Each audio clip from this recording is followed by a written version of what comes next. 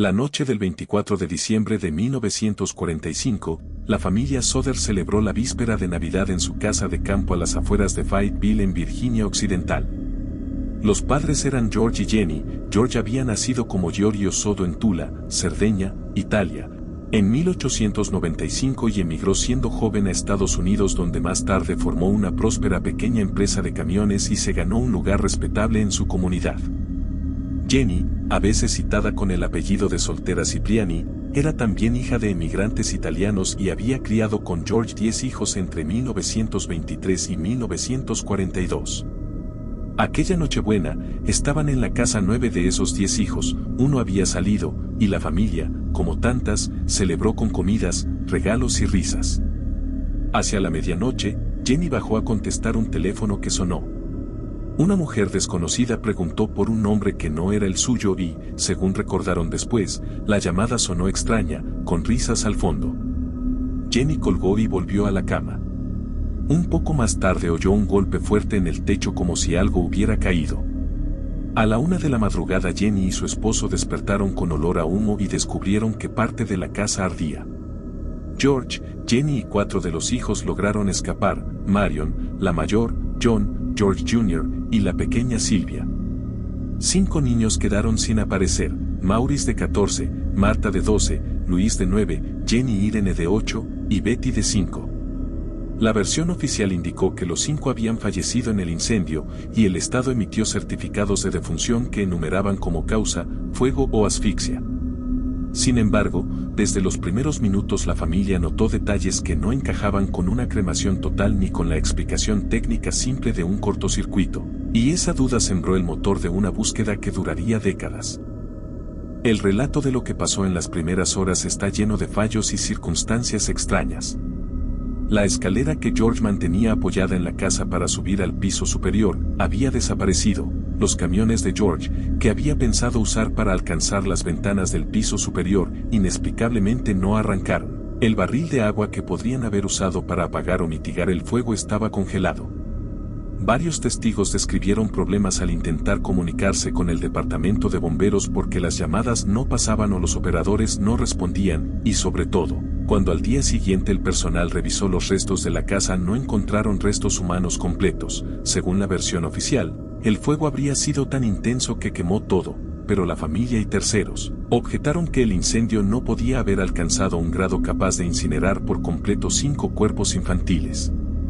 George, desesperado y convencido de que algo irregular había ocurrido, decidió enterrar los escombros con 5 pies de tierra y convertir el lugar en un jardín conmemorativo. Ese gesto complicó las búsquedas forenses posteriores, pero la decisión obedeció al dolor inmediato de la pareja que no podía soportar ver el solar día tras día. Además de estos hechos de la noche, hubo otros. Semanas antes, George recordó haber recibido amenazas verbales de un vendedor de seguros que le reprochó su oposición pública a Mussolini y que le dijo textualmente: "Tu casa va a arder y tus hijos van a ser destruidos". También semanas antes miembros de la familia vieron un coche sospechoso vigilando a los niños cuando regresaban de la escuela, y poco después del fuego, aparecieron testimonios de personas que afirmaron haber visto a los niños con vida en distintos lugares, o haberlos visto en un coche mientras la casa ardía. Todas esas piezas alimentaron la hipótesis de que el incendio pudo haber sido provocado como distracción para secuestrar a los niños. La investigación oficial inicial fue limitada. La respuesta del servicio de bomberos local fue muy lenta y las primeras inspecciones no aportaron conclusiones sólidas. Un inspector estatal atribuyó el incendio a un fallo eléctrico y el coronel firmó las actas de defunción, pero la familia y terceros señalaron contradicciones. Por ejemplo, los Soder insistieron en que las luces interiores estuvieron encendidas durante buena parte del incendio, lo que no cuadraba con la teoría del cortocircuito que debería haber cortado la energía eléctrica. Asimismo, un operario telefónico afirmó que la línea telefónica de la casa había sido cortada, no quemada, y que el corte había sido hecho a mano, lo cual sugiere una interferencia deliberada para impedir llamadas de emergencia. Entre los testimonios, un vecino vio a alguien llevándose un aparejo de la propiedad la noche del incendio y ese mismo hombre después confesó el robo, pero negó cualquier implicación en el incendio. El jefe de bomberos de Fayetteville, apellidado Morris, aseguró no haber hallado restos humanos, pero circularon voces sobre un supuesto descubrimiento de un órgano humano que habría sido enterrado en una caja. Cuando la familia desenterró esa caja que supuestamente contenía aquel resto, el contenido resultó ser hígado de res, lo que aumentó la desconfianza de los Soder hacia las autoridades locales. Junto a esto, la familia denunció que un miembro del jurado que dictaminó la naturaleza accidental del fuego era un antiguo empleado de George que, según ellos, tenía motivos para influir. Todo esto alimentó la sospecha de complicidad local o, al menos, de negligencia. A lo largo de los años la familia Soder siguió recabando pruebas y pistas por su cuenta. Contrataron a un investigador privado, apellidado Tinsley, quien halló varias irregularidades en el proceso e historias de amenazas previas contra George. En 1949 la familia organizó una excavación más seria en el lugar donde había estado la casa y llamó al patólogo Oscar Hunter para que examinara los restos que se encontraran. La excavación siguió la línea de lo que la familia esperaba, y se encontraron algunos fragmentos óseos, algunos pedazos de vértebra, que fueron enviados a los científicos del Smithsonian para análisis. Los científicos informaron que los fragmentos no mostraban signos de haber sido expuestos al calor extremo, y señalaron que si realmente 5 niños hubieran quedado dentro y el fuego fuera de la duración que se informó, habría que haber encontrado esqueletos más completos. Aquella conclusión científica alimentó la hipótesis de que los restos humanos no procedían del incendio o, al menos, que no se había hecho un barrido forense exhaustivo en el momento oportuno. Por su parte, técnicos y bomberos posteriores han observado que, por la presencia de barriles, motores y gasolina en la cochera y otros materiales combustibles, el incendio pudo haber adquirido puntos de calor distintos en diferentes áreas y que el propio acto de cubrir los escombros con tierra por parte de George pudo haber acelerado procesos de cremación, por lo que las interpretaciones forenses tampoco son sencillas.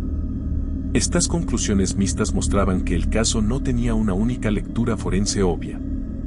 Con el paso de los años surgieron avistamientos y pistas que, aunque nunca confirmadas, mantuvieron viva la esperanza de la familia y el interés público. En 1968, más de 2 décadas después de los hechos, la familia recibió por correo una fotografía con la anotación manuscrita. Jenny guardó esa foto y creyó ver en ella a su hijo. No obstante, no pudieron rastrear con seguridad su origen ni identificar al retratado de forma concluyente. Otras personas declararon haber visto, tras el incendio, a los niños en hoteles o restaurantes acompañados por adultos de aparente origen italiano. Una mujer que atendía una parada de turistas entre Fayetteville y Charleston, dijo haber servido el desayuno a un grupo que incluía a 4 de los niños la mañana siguiente al incendio y afirmó haber visto en el aparcamiento un coche con placas de Florida. Según su relato, los adultos parecían hostiles cuando ella intentó hablarles y el grupo partió de madrugada.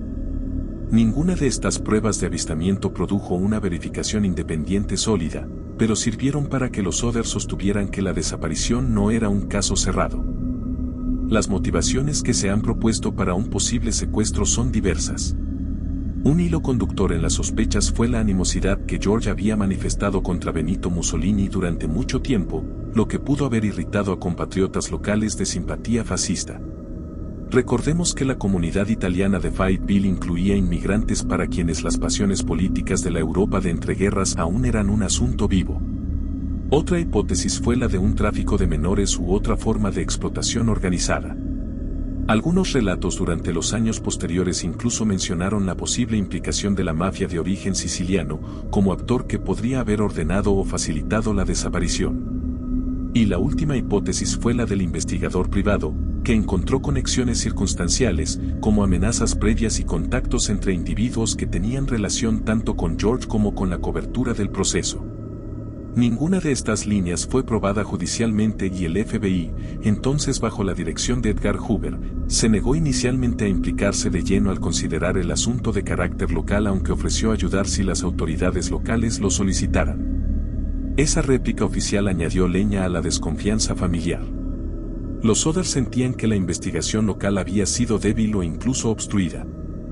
Biográficamente, las víctimas no eran figuras públicas antes del suceso, eran niños comunes de una familia trabajadora. Las vidas de los hermanos mayores y de los padres quedaron marcadas por el caso.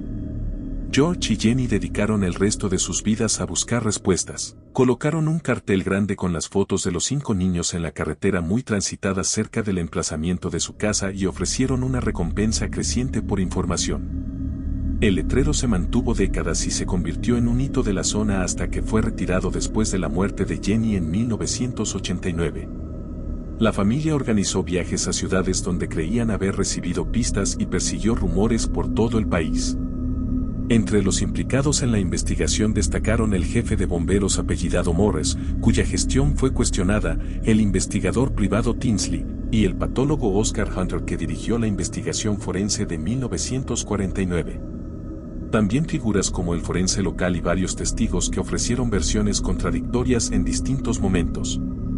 La saga familiar tuvo además impacto en los hijos supervivientes.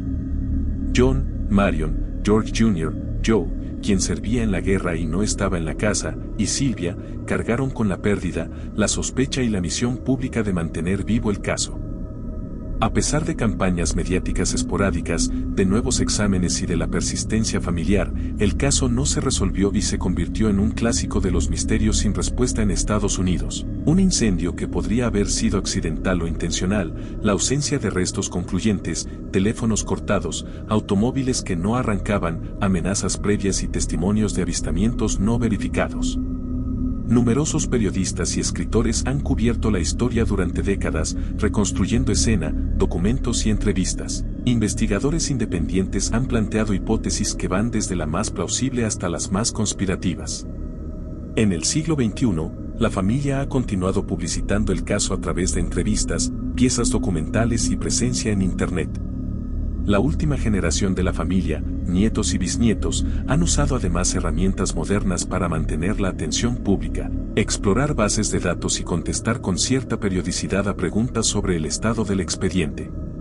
Sin embargo, ninguna evidencia irrefutable ha surgido para confirmar una versión final, ni una confesión creíble, ni restos identificables mediante técnicas forenses modernas, ni la identificación fehaciente de alguno de los supuestos avistamientos de los niños Soder.